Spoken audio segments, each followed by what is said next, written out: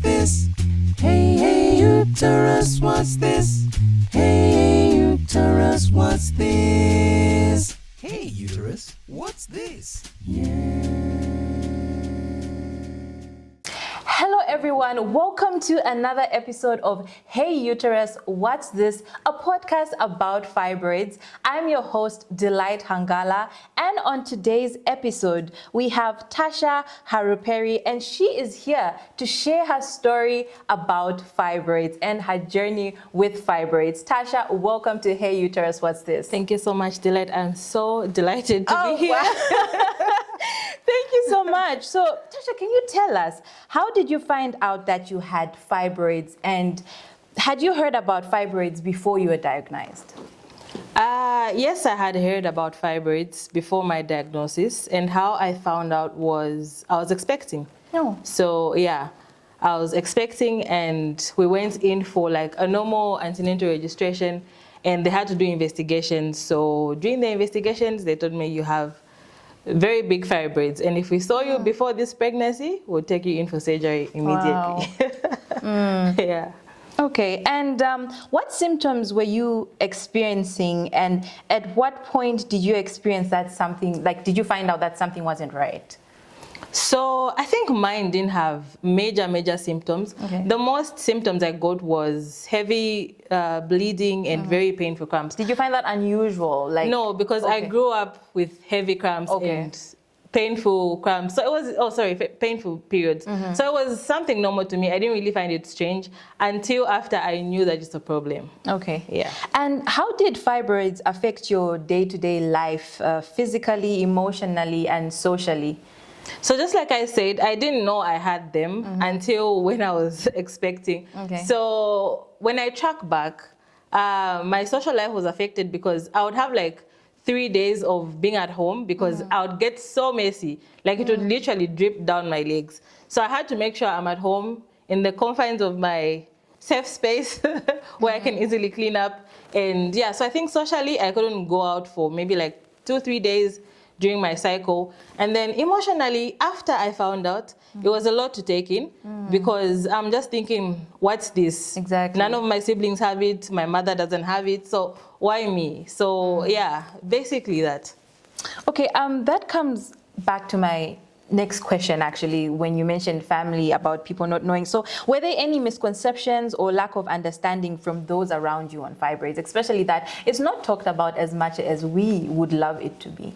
Yeah, definitely. I think even from myself, before I read more and knew I had these fibroids, I just thought when somebody undergoes surgery to remove fibroids, they can't have children. Okay. So that's like the most common misconception I encountered. People were telling me, oh no, so does this mean it's the end for you? Oh. There was all that. And then people also assume that all fibroids are the same. So they would come with the same treatment. Like, oh, my friend did this, my friend. I'm like, honey, mine are different. Mine are different, yeah. So I think those two were the most. Okay. Yeah. So I know you shared your story online, and I'm so glad you did that. I want more women like you to step up and share your stories, because we know that a lot of women are suffering in silence. So I know when you shared your story online, you told us that you went for surgery. Can you take us through the process of how that happened? How did you reach that decision? Was it your personal decision, or was it like the doctors that recommended that? So firstly, the doctors recommended it. And before I could make a decision, they ran me through options that I had. Well, I didn't have many options. The only option was that we take some medication before surgery to help them shrink, and it will help with the surgery itself. So I decided mainly because I wanted relief. When I knew that I have a problem, I can't conceive, it was the reason for my miscarriage, I just thought I need to take this bold step and I need to undergo surgery. So the doctors did contribute, but I also made a personal decision. Okay, and after surgery, I know you mentioned relief. What type of relief did you face? Oh, the biggest relief is that my menses went from 5 days to 3 days. Okay. That's like the biggest relief. And then I think also my sexual relationship with my husband got better, because I think I would experience some pain before that. But after surgery, it's painless. Okay. Yes. I know you touched on this a bit, but how did dealing with fibroids affect your mental health? It was a lot. It was a whole lot because I was just thinking, I didn't understand it fully at the time. So I was equally thinking, will I be able to conceive?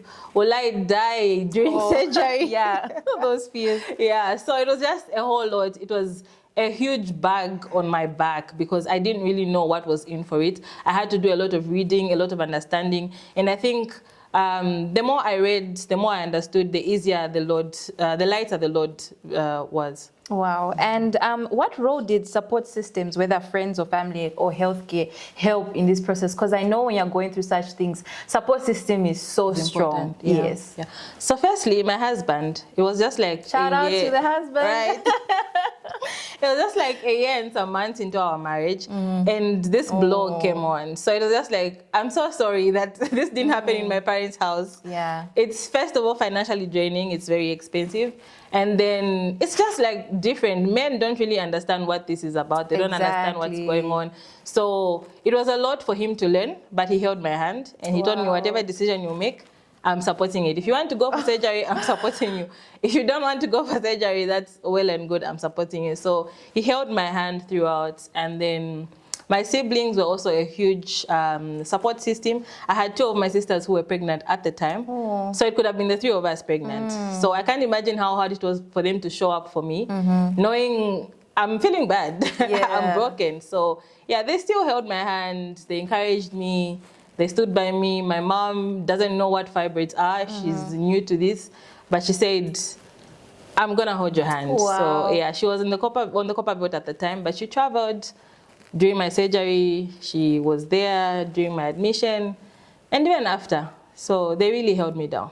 I'm so glad you say that, Tasha, about men also knowing about fibroids as well. And I hope when men hear about this podcast, they just won't think it's about women. This podcast is for all, because we don't want only women to know about this. Even men need to understand this. So I'm so glad that you say that. And I just want to applaud you, first of all, for sharing your story and having such bravery, because I know this is such a hard topic. So I really applaud you for going out there or even coming on this episode of Hey Uterus, What's This, and sharing your story, because I always say we are our stories, and our stories are what shape us. And I'm sure we're going to help many little girls out there, many women out there, by just sharing our story. So do you have any last words for our listeners, Tasha, whether it's an encouragement to somebody out there who is listening? My encouragement would be early diagnosis, honeys. Like, we need to check up. Honeys, you've heard.